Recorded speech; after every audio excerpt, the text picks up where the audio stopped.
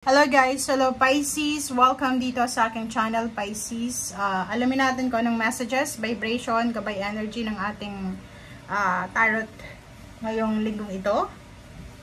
So, tingnan natin Pisces kung anong message sa'yo ng baraha. So, ito yung first week ng February 2025. Pasensya na kayo na pre-shuffle ko na yan, hindi lang ako pwedeng magbalasa dahil sa gawa sa kamay ko. So, pero na pre-shuffle ko siya guys. Kung ano yung lumabas, ito yung nakikita nyo naman, okay?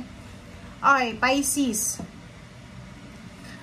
Sa unang linggo ng February 2025, ang una mong gagawin is purification, okay?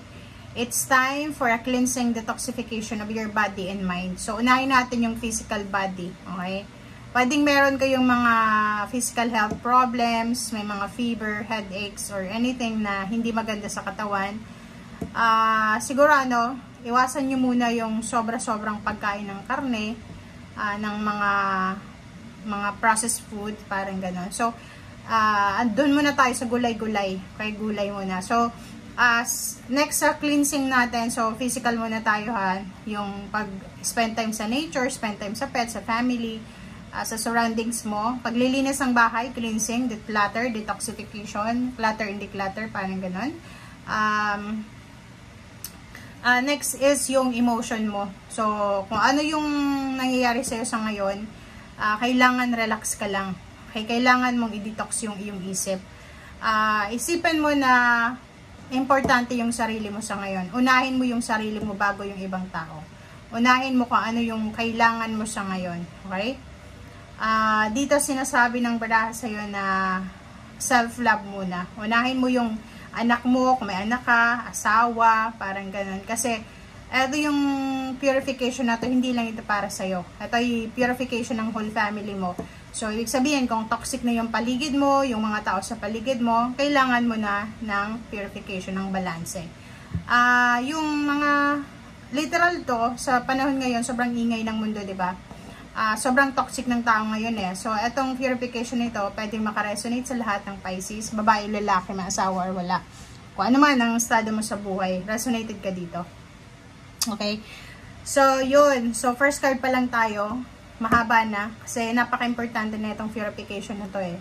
Pag hindi ka na masaya sa relationship, larga na. Umalis ka na. Pag hindi ka na masaya sa kausap mo, abandon the situation. Pag hindi ka na masaya sa ginagawa ng mga taong ito. Kasi parang nakikita ko, you are surrounded ng mga vampires, energy vampires. So parang sinasak nila yung energy mo. Di ba? Parang ganun. So every time nakausap mo sila, every time na malapit sila sa'yo, it's either dinidrain nila yung energy mo, yung emotion mo, or pwedeng yung pera mo.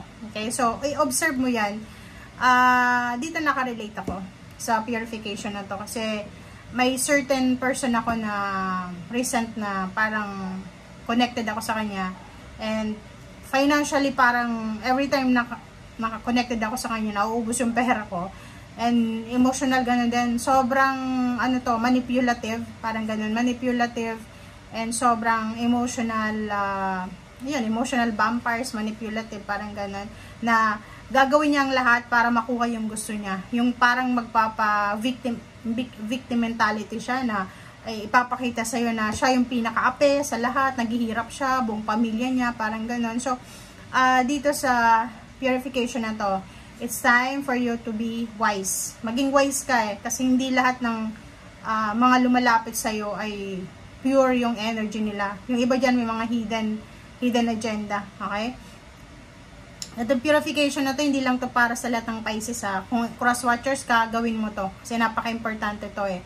Kasi magiging apektado lahat ng estado sa buhay mo. Like money, career, emotional. Isa lang na madrain na energy mo, like yung emotional mo pag na-drain yan, apektado yan yung trabaho mo kasi hindi ka makakapagtrabaho. Okay?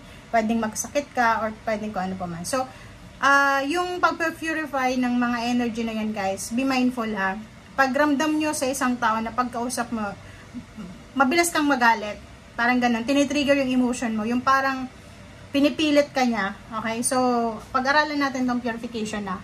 Ito yung tungkol sa mga emotional vampires ha. Unahin natin yung emotional vampires na tao. Yung emotional vampires na tao, yung parang lalapit sa'yo na parang napakabait niya, biktima. Parang siya yung pinakaape, siya yung least sa lahat. Tapos, in the end, masama pala yung ugali neto eh.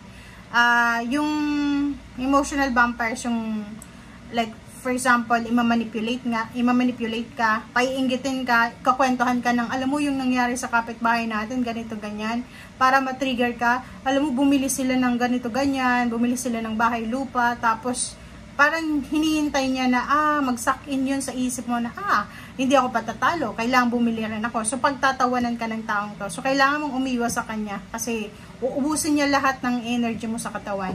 Pera ganun din, yung every time may pera ka, pagpapasok tong taong to sa buhay mo, tapos bigla lang nawawala, parang hindi mo malaman saan ba napunta yung pera na pinaghirapan ko. Nakakonect ka lang dyan sa taong yan. Okay? So, yung parang emotional vampires din, yung parang kausap mo lang yung taong yan, magpapaawa sa'yo, ganyan, ganito. Tapos napansin mo parang na-hypnotize ka na magbibigay ka ng pera ng hindi mo alam, bakit ako nagbigay ng pera sa kanya? Parang ganon. Tapos, pag mag-isa ka na lang, marirealize mo, bakit ako nadala sa kwento niya? Bakit ako biglang nag-send ng Gcash, ganyan, ganito. So, mag-iingat ka dito. Okay? And number 2, female, kung babae ka, yun nga, Pisces na babae, yun yung pinaparinggan sa inyo dito ng ating tarot. Mag-iingat kayo. Mayroon din rose na isa, take care of your body. Okay? Emotional, financial, literal, sa whole body mo, take care of your body, take care of yourself, okay, Pisces. Okay, Pisces, so, 8 of Swords, so, dito ka.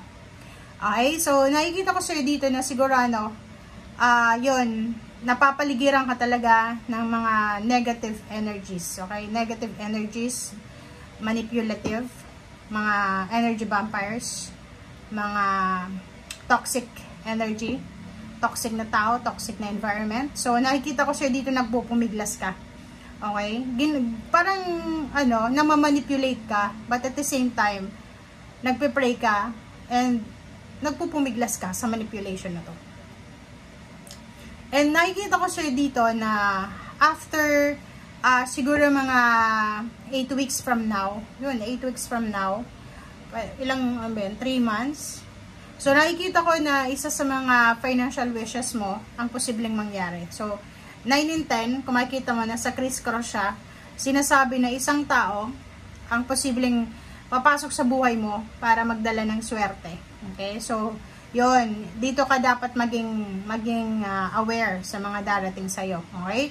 Sa mga darating pa lang dito sa mga kausap mo na to, lalo na yung mga kasama mo sa bahay, kasama mo kung saan-saan, mag-iingat ka. Sa Knight of Pentacles, may mag-offer sa'yo dito ng trabaho, business, investment, or kung sino man siya. So, yun yung dapat mong bantayan. Okay, emotional, nakikita natin is 99. Emotionally and financially, you will be super, super happy. Super, super fulfillment. Super fulfillment talaga. Super fulfilling. Okay, yung linggong ito. Hangman, meron kang mga nakahang na plano, like travel going back home, kung OFW ka. Kung nasan ka man sa Pilipinas, gusto mong umuwi ng lugar kung saan ka nakatira, but nakikita ko, pwedeng this week ay hang mo muna. Okay? So, may mga travel kayo dito na posibleng hindi matuloy sa linggong ito. 2 of Pentacles and then 10 of Pentacles. Nakikita ko dyan sa'yo na may paparating talaga sa buhay mo na balance. Emotional balance. Kung makikita mo dito, lahat positive siya guys. So, 9 of Pentacles, 9 of Cups. Yung 99 na yan, nagsasabi sa'yo na both emotional and financial restrictions ay over na. Okay, it's ending. Ibig sabihin, makakaalis ka na sa financial and emotional imprisonment na to, restriction, magiging sobrang wise ka. And nakikita ko siya dito, marami kang plano sa pamilya mo, sa trabaho mo, sa pera mo, na posibleng itutuloy mo na siya. Okay? So, lump sum of money, you will be receiving lump sum of money, inheritance, or pwedeng payouts, payments, or winnings. So, kung ikaw ay tumataya sa loto, may mga possible winnings dito. And yung Ten of Pentacles dito is lump sum of money. So, nakikita ko siya dito na kinakailangan mong magtipid para makaipon ng pera. Pwede nyo iba sa inyo, simulan nyo sa linggong ito na magtipid. Balanse. Kailangan yung i-balance yung pera nyo sa linggong ito para sa mga susunod na buwan, meron ka talagang madudukot na pera. Okay? Thank you guys. Bye!